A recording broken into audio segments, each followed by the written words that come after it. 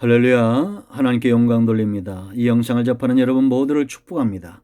이 요한계시록의 말씀들이 이 마지막 세대를 준비시키며 주 오실 그날까지 믿음에 서게 하고 하나님 앞에 선 거룩한 성도로 준비되는 일에 귀하게 쓰임받기를 또한 원합니다.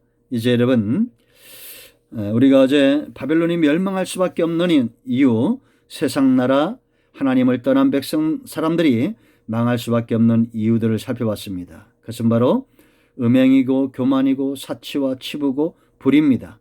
이 모든 것들은 예수님 믿고 성령 안에 있을 때 이러한 것들은 믿는 자들에게서 떠나가는 것입니다. 그러므로 심판을 면하는 것이고 사망에서 생명으로 옮겨지는 것입니다. 예수님을 믿을 때 우리 안에 성령이 거하심으로 하나님 외에는 우리가 사랑하는 자가 없어집니다. 그러므로 우리는 음행의 미혹에서 벗어납니다.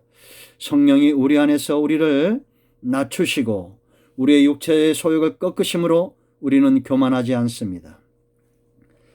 성령이 우리 안에 거하심으로 하나님만으로 만족해하는 삶을 살게 하십니다. 마른 떡 한 조각만 있어도 기뻐하고 감사하는, 그러므로 우리는 사치와 치부하지 않습니다. 성령이 죄와 사망의 법에서 우리를 이끌어내심으로 주님을 의지하고 주의 보혈을 의지하게 하므로 불의한 삶을 공의로 바꿉니다. 그러므로 우리는 하나님의 심판에서 벗어난 존재가 된 것입니다. 마지막 네 번째 멸망받는 이유가 있어요. 우리가 살펴봤듯이 24절 말씀 다시 한번 봅니다. 왜 하나님이 이런 세상 나라와 그에 속한 자들과 사단의 역사를 꺾으시느냐? 선지자들과 성도들과 및 땅 위에서 죽임을 당한 모든 자의 피가 그 성중에서 발견되었느니라 하더라라고 말합니다. 지금도 여러분 수많은 사람들이 죽습니다. 전쟁 때문에 얼마나 많이 죽습니까? 가난과 기근과 이런 것들로도 많이 죽습니다. 그런가 하면 사람들 간의 다툼과 범죄로 인해서도 얼마나 많이 죽습니까? 그 모든 죽음들 가운데 하나님이 기억하시는 죽음이 있습니다. 그건 바로 성도들의 죽음입니다. 성경은 하나님께서 성도들의 죽음을 귀하게 여기신다라고 말합니다. 이것은 그들의 죽음만을 귀하게 여긴 것이 아니라 성도의 삶을 귀하게 여긴다는 겁니다. 그럼 사단은 반대겠죠. 어떻게든지 성도들을 핍박하고 무너지게 하고 넘어뜨리게 하는 그런 일들을 위해서 환경도 사람도 사용할 것이다 라는 겁니다. 이제 우리에게 필요한 것은 지혜입니다. 성도는 서로 다투면 안 됩니다. 교회와 교회끼리 다투면 안 되고 사람이면 불신자들이라도 귀하게 여기고 그들을 구원으로 요청해야 됩니다. 생명 있는 모든 것들은 다 주에게서 나오고 주로 말미암고 주에게로 돌아갑니다. 로마서 11장 36절입니다. 그럼 우리는 귀하게 생명을 귀하게 여겨야 됩니다. 그런데 여러분 이러한 성도의 피 흘림이 어디에서 있었느냐? 에스겔서 24장 6절 9절 마태복음 23장 35절 누가복음 13장 33절 말씀 보면 예루살렘에서 있었어요. 영적인 예루살렘은 바로 성전이죠. 성도들 삶의 영역이죠. 이곳에 성도들이 하나님 중심, 말씀 중심, 예배 중심으로 살아갈 때 피 흘림의 역사가 앞으로도 있을 것이다 라는 겁니다. 여러분, 우리는 지혜가 필요합니다. 교회 안에는 원래 다툼이 있는 곳입니다. 사단이 가만히 있지 않습니다. 논 안에 있고 밭 안에 있어야 가라지라고 그랬죠. 알곡과 가라지는 한 곳에 있는 것입니다. 성도들은 예수님께 접붙임을 당하고 거듭나고 속히 예수를 마음으로 믿고 입술로 신하여 예수님께 접붙임 받고 넘어지고 일어나고 하면서 이제는 신앙이 성장해 가야 됩니다. 그리고 우리가 성장했을 때는 그리스도의 형상을 닮은 사람, 그런 모습이 있어서 서로 다투지 않고 십자가를 지는 자들이 돼야 된다라는 겁니다. 기억하십시오. 교회는 박해와 사탄의 전쟁터가 될 것입니다. 우리는 서로 상처 주지 말아야 됩니다. 그런가 하면 바벨론 예레미야 51장 35절, 36절, 49절. 세상 나라 속에서도 사단은 성도들을 박해하게 돼 있어요.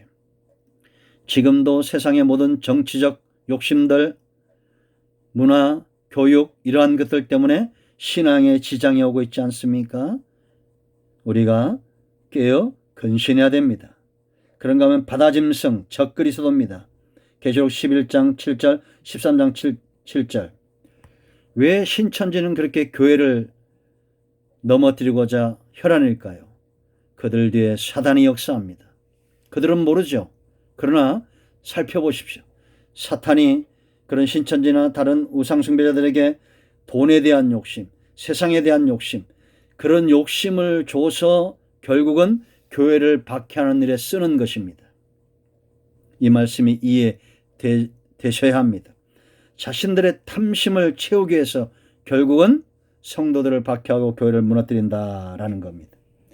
적그리스도입니다. 땅짐승, 요한계시록 13장 15절, 거짓 선지자입니다. 이 거짓 선지자 열매는 딴 거 없어요. 거짓된 복음, 다른 교훈으로 하나님으로부터 마음이 멀어지게 하는 것입니다. 떠나게 하는 것.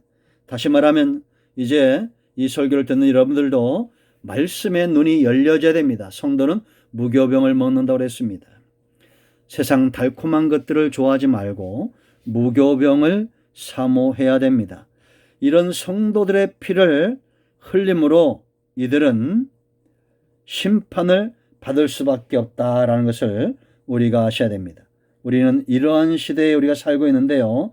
하나님께서 성도들의 이런 의로운 피를 신원하실 때가 오신다라는 거, 이사야서 9장 4절, 62장 2절입니다. 여러분, 우리가 때로 사람들에게 미혹을 당하고 어려움을 당하고 박해를 당합니다. 그럴 때는 나를 싸매시고 치유하시는 하나님께로 가야 됩니다.